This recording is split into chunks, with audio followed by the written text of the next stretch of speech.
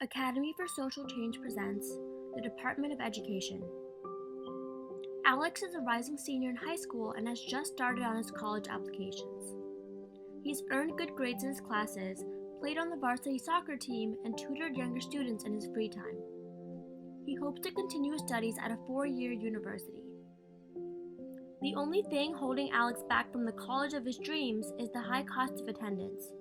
Luckily, as part of his college applications, Alex can fill out the free application for federal student aid, letting the federal government know that he needs some help paying for college. When Alex is admitted to colleges, he will receive a letter telling him how much money the Office of Federal Aid can give him. Direct student financial aid is one of the more visible aspects of the work done by the Department of Education. The Department of Education is a cabinet-level department of the executive branch of the federal government. Through its many initiatives, it provides funding and support to students and schools. Its goal is to expand access to education for underserved student populations and improve the quality of education for all students. Students of all levels, from pre-K to college, benefit from the monetary and academic support provided by the Education Department. The Department of Education's mission is to promote student achievement and preparation for global competitiveness by fostering educational excellence and ensuring equal access. The Secretary of Education oversees the entire Department of Education and serves as a member of the President's Cabinet. They are appointed by the President and confirmed by the Senate. Additionally, there is a Deputy Secretary and an Undersecretary who oversees selected offices and initiatives. The department is organized into several offices, each focused on a different aspect of education, led by Assistant Secretaries and Directors.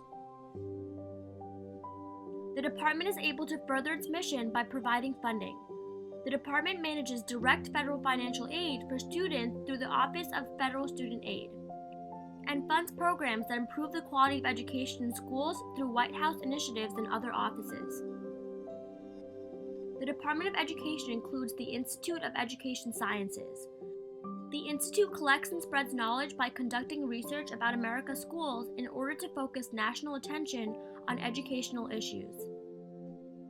In addition, the department houses the Office for Civil Rights, which is responsible for upholding legislation that prohibits discrimination in schools on the basis of sex, race, age, country of origin, or ability status. The federal government has played a role in education since 1867, when President Andrew Johnson created the first Department of Education. Originally, the department's role was to collect information about the nation's schools, but it was demoted to an Office of Education in 1868 since people feared the department had too much control over local schools. Federal education offices remained small and were housed within different larger agencies, including the Department of the Interior and the Department of Health and Human Services. In 1957, the Soviet Union launched Sputnik, sparking a nationwide push to fund science education programs so the United States could compete in the space race. In the 1960s, President Lyndon B. Johnson's War on Poverty policy led to the creation of educational programs for low-income students. The Elementary and Secondary Education Act was passed in 1965 to provide funding to school districts with a large low-income population in order to close academic achievement gaps between poor and wealthy students. This act is still reauthorized every 5 years. Through the 1970s, people pushed to extend education to racial minorities, women, people with disabilities, and students learning English as a second language. All of these programs needed funding, so the federal education budget surpassed those of other larger departments. This led Congress to establish the current Department of Education in 1979 under the Carter administration. Several Republican presidents have tried to dismantle the Department of Education because they believed that education was a state and local responsibility instead of a federal duty.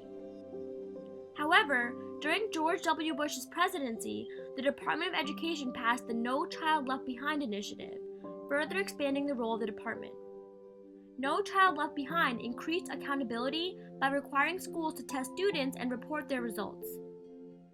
If students were not meeting standards set by the state, schools were required to restructure and change their teaching until students met achievement standards. Although the majority of funding and support for education happens at the state and local level, the Department of Education still spends nearly $70 billion each year to run its programs. Federal education budgets are always contentious because some people do not believe the federal government should have such a large role in programs implemented at the state and local level. It is important to recognize how large of an impact the federal education agenda has on your ability to receive an education. Your school district may be reliant on federal funds to support students with disabilities or those who are learning English as a second language. Your teachers may be dependent on federal grants that support innovation and research in education, as well as professional development opportunities. As you begin to think about college, you may apply for federal grants, loans, or work-study programs in order to afford higher education. The college you attend may receive federal funding to strengthen its programs or support its research efforts. The Department of Education is a powerful tool that can be used to expand access to education to those who have historically been underserved. As politicians fight over the reach of the department, it is essential that you recognize your role as a constituent with a voice. You have the power to contact your members of Congress and share your thoughts on any legislation. Now it's your turn to think further. How large of a role do you think the federal government should have in education? Why?